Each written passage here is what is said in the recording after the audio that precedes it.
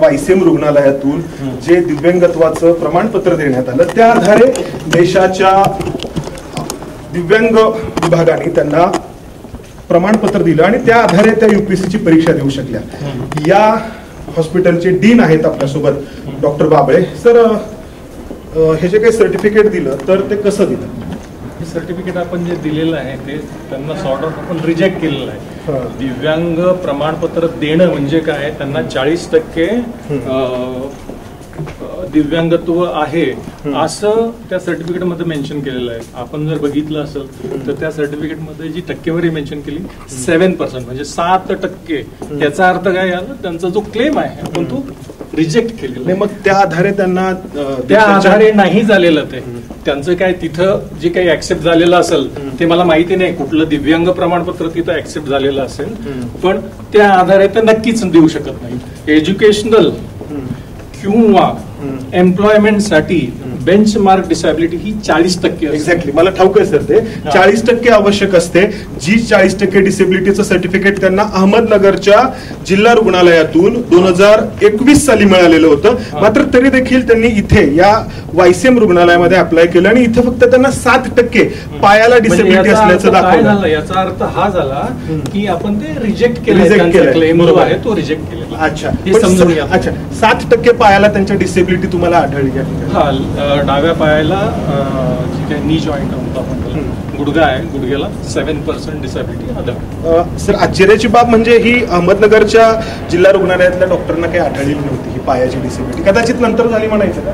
काय शक्यता आहे, इंजुरी जरी झाली तर त्या दरम्यान पण झालेल्या असण्याची शक्यता नाकारता येत नाही। अच्छा, 7% जे काही तुम्ही दिलं होतं, तुमचं म्हणणं आहे की तुम्ही एका अर्थाने त्यांचा क्लेम रिजेक्ट केला होता, पण दिलं होतं तेच सर्टिफिकेट देऊन त्या देशाच्या दिव्यांग मंत्रालयापर्यंत पोहोचलं ते मी मान्य करू शकतो। असं कुठेच मान्य होणार नाही की 7% डिसॅबिलिटी सर्टिफिकेटवर त्यांनी। सर, एकच मिनिट, माझ्याकडे हे सर्टिफिकेट आहे की ज्या हे सर्टिफिकेट जे आहे सर, हे देशाच्या दिव्यांग मंत्रालयाकडून त्यांना देण्यात आलेलं आहे। एकच मिनिट, आता हे पहा, हे द डिपार्टमेंट ऑफ सर्टिफिकेट नाही, हे ऍप्लिकेशन आणि याच्या आधारे आता हे करताना त्यांनी हे जे दिलेलं आहे, कुठलं दिलेलं आहे हे बघा, हे sir Yashwantrao Chavan memorial hospital म्हणजे आपलं वायसीएम हॉस्पिटल, तर या आधारे त्यांनी अप्लाय केलेलं आहे आणि या आधारे अप्लाय करून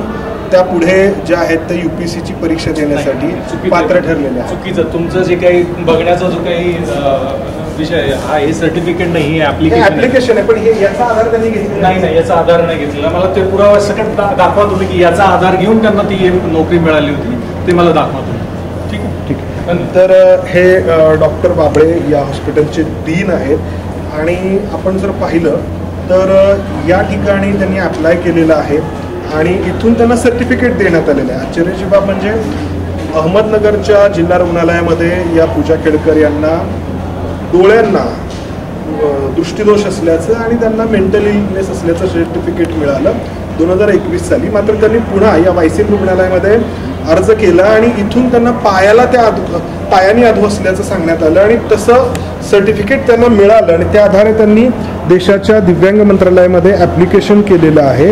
हे आहे 23/8/2022 आणि या ठिकाणी यशवंतराव चव्हाण हॉस्पिटलमधून देण्यात आलेल्या त्यांच्या या प्रमाणपत्राचा उल्लेख या ठिकाणी आहे। मात्र डॉक्टर बाबळेंचं म्हणणं आहे की त्यांच्याकडून देण्यात आलेल्या दिव्यांग प्रमाणपत्राचा उपयोग करून या पूजा खेडकर यांना दिव्यांग प्रमाणपत्र मिळालेले नाही। मग या पूजा खेडकर यांना जे दिव्यांग प्रमाणपत्र देशाच्या